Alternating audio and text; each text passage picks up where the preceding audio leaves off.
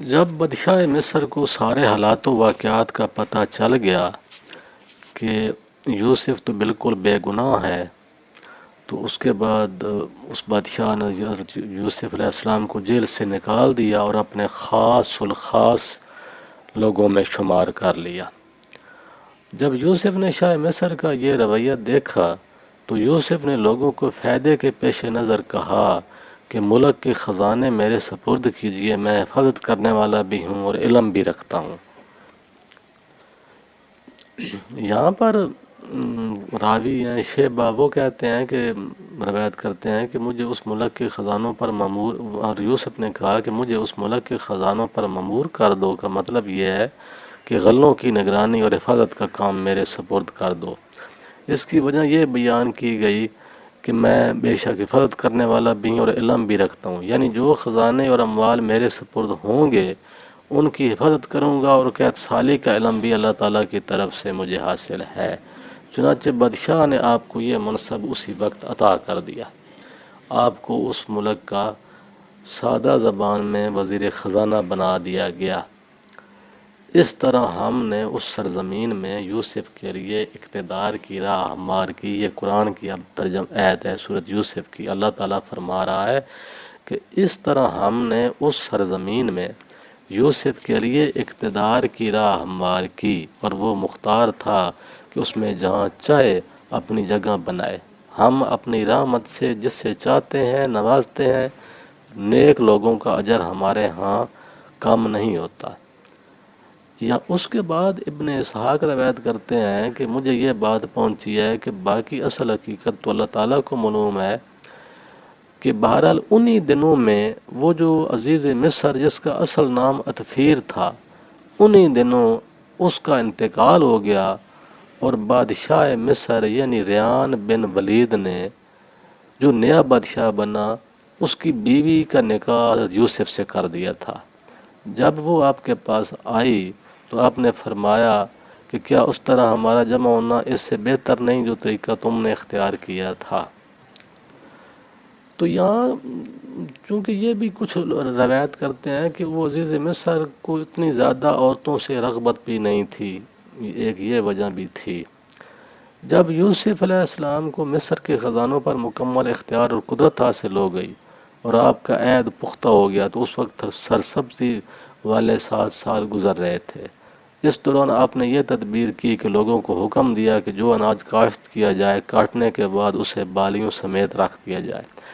اسی تدبیر کے دوران قحط سالی کا آغاز ہو گیا اور لوگوں کا قحط کے مارے برا حال ہو گیا۔ اس ہولناک قحط سالی کی لپیٹ میں آنے والے علاقے میں حضرت یعقوب کا علاقہ بھی تھا جو کہ فلسطین تھا، لہذا آل یعقوب کو بھی اس شکایت کا سامنا کرنا پڑا۔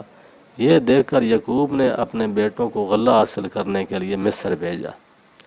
جب یوسف کے بھائی دربار میں پہنچے تو یوسف نے ان کو فوراً پہچان لیا، مگر وہ یوسف کو نہ پہچان سکے۔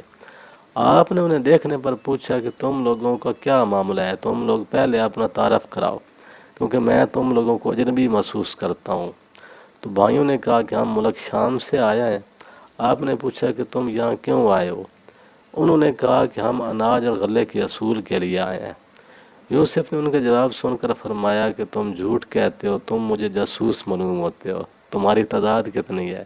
انہوں نے کہا کہ ہم 10 ہیں۔ آپ نے فرمایا کہ تم 10 نہیں بلکہ 10,000 ہو، تم میں سے ہر ایک 1000 آدمیوں کا سردار ہے، لہذا سچی بات بتاؤ۔ انہوں نے کہا ہم سب بھائی ہیں اور ایک انتہائی نیک شخص کی اولاد ہیں، اور اپنا تعارف کروانے لگے۔ ہم 12 بھائی تھے، ہمارے ایک بھائی سے ہمارے والد صاحب کو بہت محبت تھی۔ ایک مرتبہ وہ ہمارے ساتھ جنگل میں گیا تو وہیں ہلاک ہو گیا۔ وہ سب بھائیوں میں سے ہمارے والد محترم کو زیادہ محبوب تھا۔ یوسف نے پوچھا کہ اس کے بعد تمہارے والد کو کس سے تسکین ملتی ہے؟ انہوں نے جواب دیا کہ ہمارا ایک بھائی ہے جو ہلاک شدہ بھائی سے چھوٹا ہے۔ یوسف کا اپنے بھائی اس بنیامین کو وہاں طلب کرنے کا ارادہ آپ نے کیا۔ یوسف نے فرمایا کہ میں تمہاری اس بات پر کیسے یقین کر لوں کہ تمہارا والد بڑا نیک ہے، جبکہ وہ تم میں سب سے چھوٹے بھائی سے محبت کرتا ہے، بڑوں سے نہیں۔ اچھا اب تم ایسا کرو کہ اس بھائی کو میرے پاس لاؤ کہ میں بھی اسے دیکھوں، اگر آئندہ تم میرے پاس اس بھائی کو لے کر نہ آئے تو تمہارے لیے نہ میرے پاس غلہ ہوگا اور نہ تم میرے پاس آنا۔ برادر یوسف نے کہا کہ ہم اس کو اپنے والد صاحب سے حاصل کرنے کی کوشش کریں گے، بلکہ یقین مانو کہ ہم اس کام کو ضرور کریں گے۔ تو یوسف نے کہا کہ اچھا تم ایسا کرو کہ کوئی ایک بھائی میرے پاس بطور گروی چھوڑ جاؤ تاکہ تمہاری واپسی کا مجھے یقین ہو جائے۔ تو اسی دوران آپ کے بھائی اناج کی تلاش میں مصر پہنچے۔ یوسف نے تو انہیں فوراً پہچان لیا، یہ ایک اور راوی روایت کر رہے ہیں، تو اس میں بھی اللہ تعالیٰ کی حکمت تھی۔ تو یوسف نے اپنے کارندوں جو وہ ناپ کر غلہ دینے والے تھے ان کو حکم دیا کہ ان کی رقم انہی کے سامان میں رکھ دو تاکہ جب گھر جائیں تو وہ ان کی رقم بھی ان کے ساتھ چلی جائے۔ تو اس طرح یوسف نے اپنے بھائیوں کو غلہ بھی دے دیا اور ان کی رقم بھی ان کے جو ساتھ رکھ دی۔ جب یوسف کے بھائی اپنے والد کی خدمت میں حاضر ہوئے تو عرض کیا کہ اے ابا جان، ہم پر ہمارے اونٹوں کے بوجھ سے زیادہ غلہ لادا گیا ہے اور ہم میں سے ہر ایک کو صرف ایک غلہ ملا ہے، لہذا آپ ہمارے ساتھ بنیامین کو بھی بھیج دیجئے تاکہ وہ اپنے لیے الگ سے غلہ لے کر آئے، ہم اس کی پوری حفاظت کریں گے۔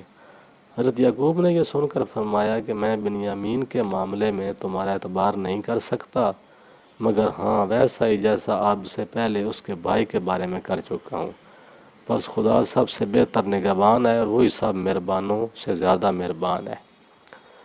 جب یعقوب کے بیٹوں نے وہ سامان کھولا جو مصر سے لائے تھے تو دیکھا کہ جو رقم انہوں نے بطور قیمت ادا کی تھی وہ انہوں نے لٹا دی ہے۔